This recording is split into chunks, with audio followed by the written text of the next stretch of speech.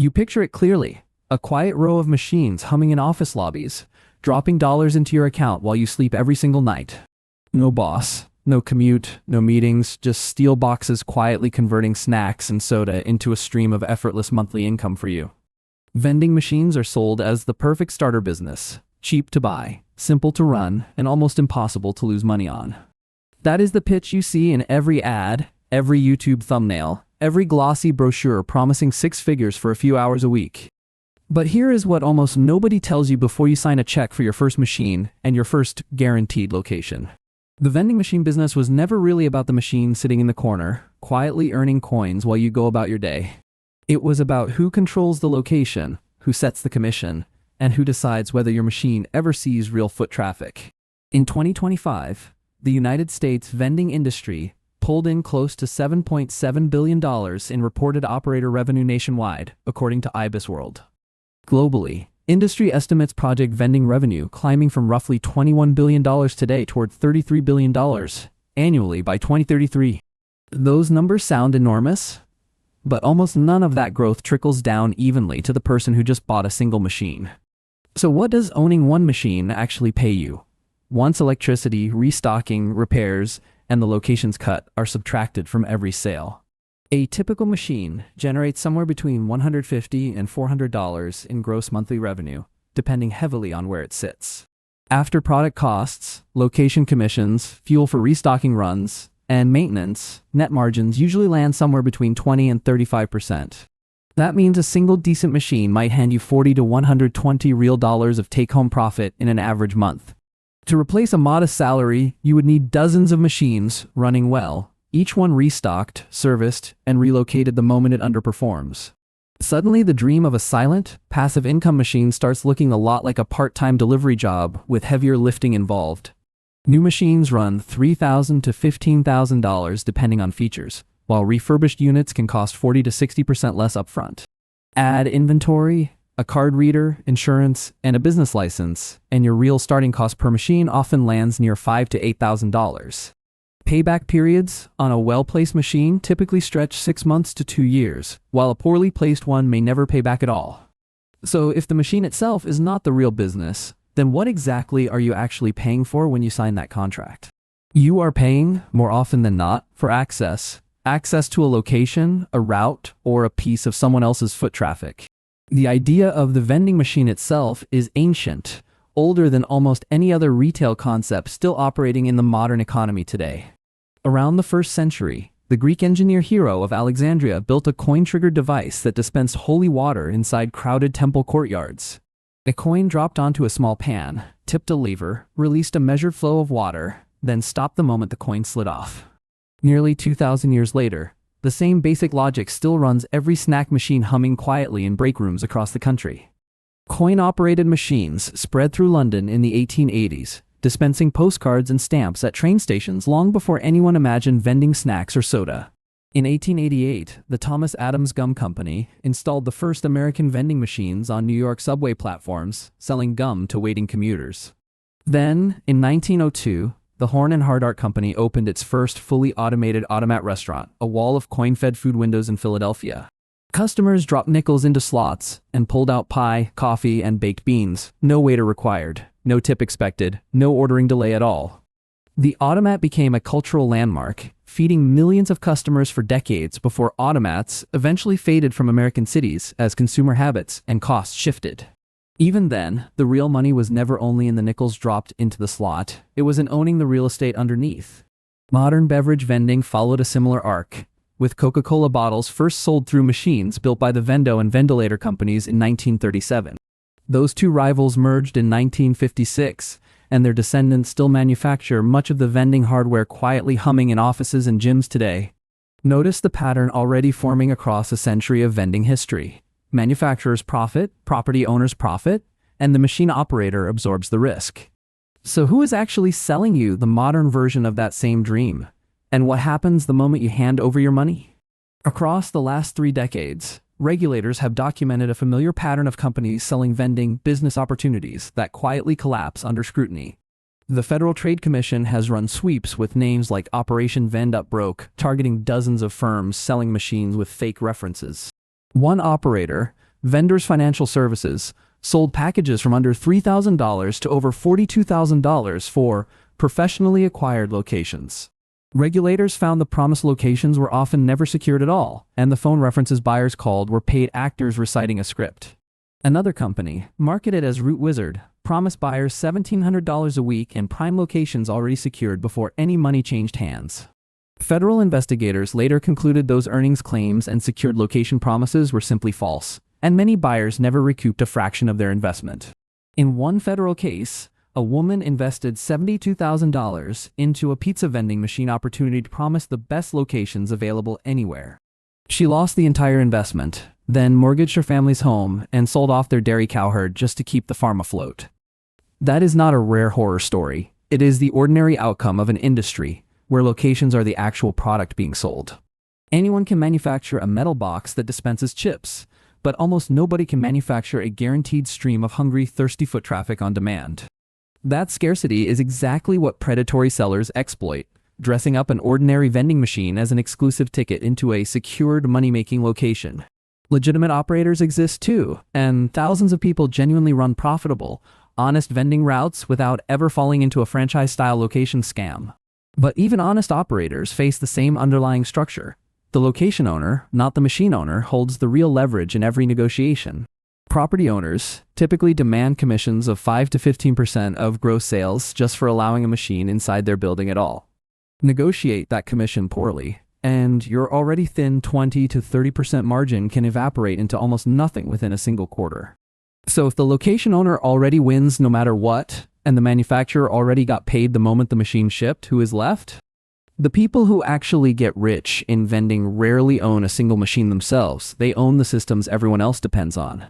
Manufacturers, like the descendants of Vendo and Ventilator, profit the instant a machine is sold, regardless of whether that machine ever earns a dollar. Location brokers, the companies that promise to find you a hot spot, get paid their placement fee whether the spot performs or not. Property owners and landlords collect their commission on every sale automatically, taking a cut of revenue without ever restocking or servicing a single unit.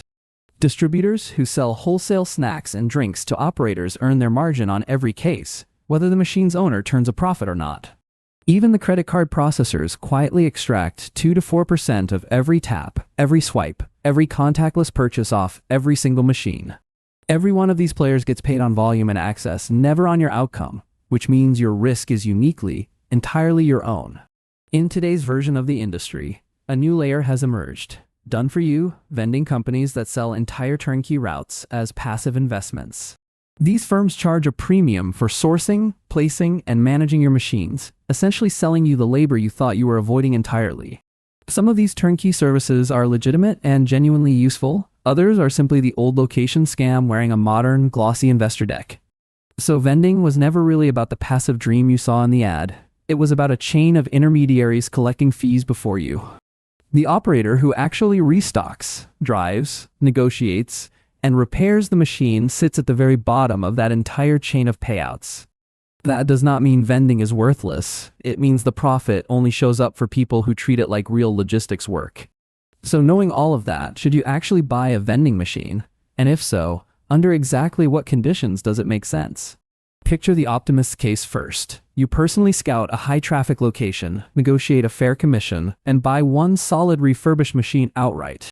You restock it weekly, track every sale, and treat the route like a real business rather than a lottery ticket bought once and ignored.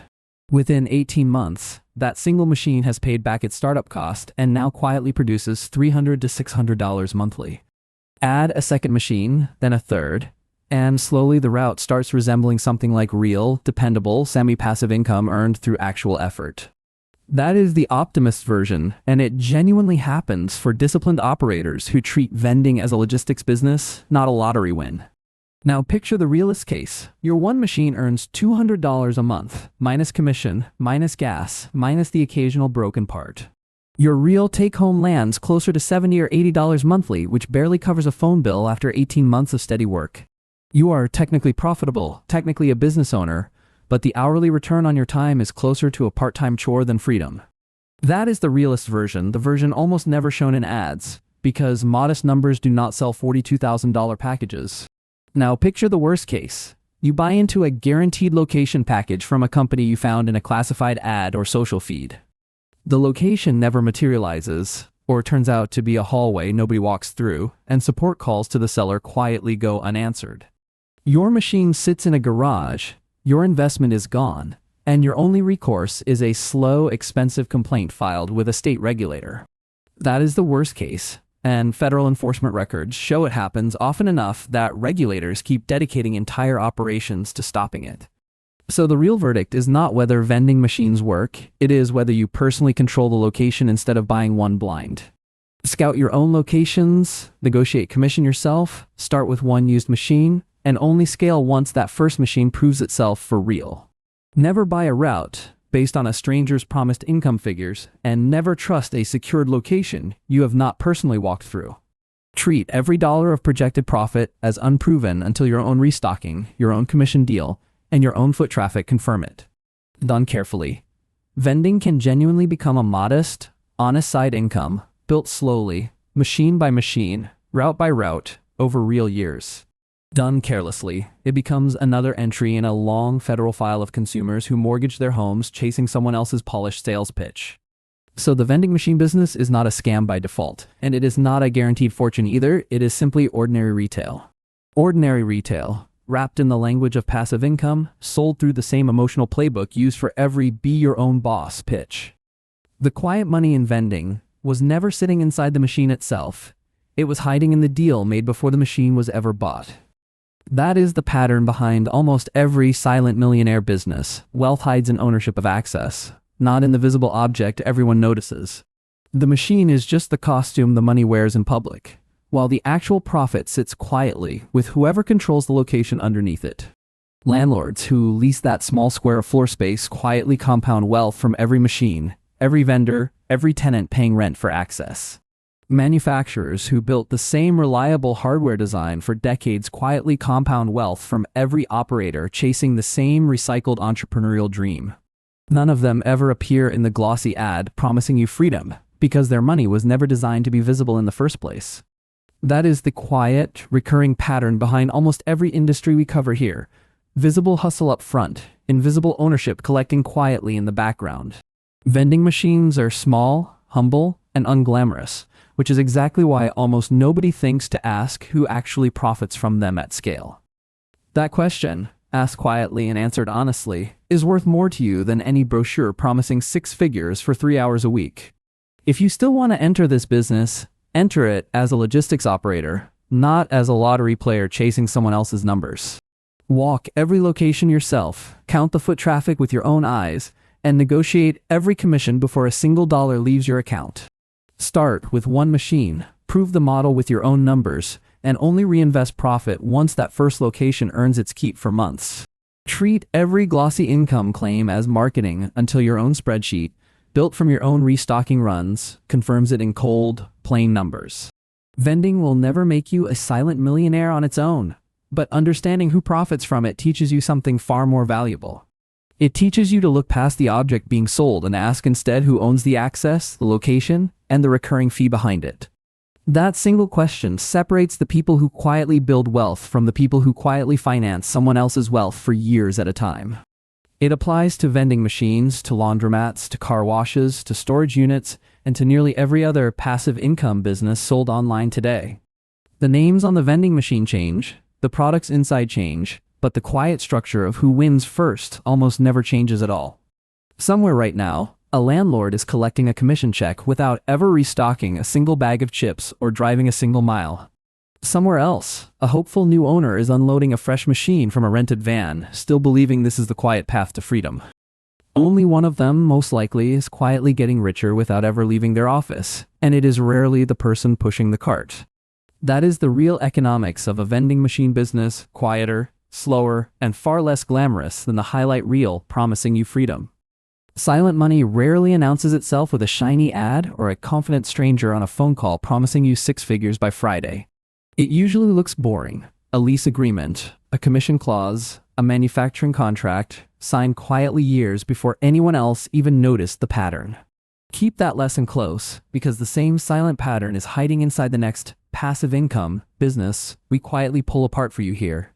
The vending machine was only ever the surface story. The real one, as always, was quietly written by whoever controlled the access underneath it.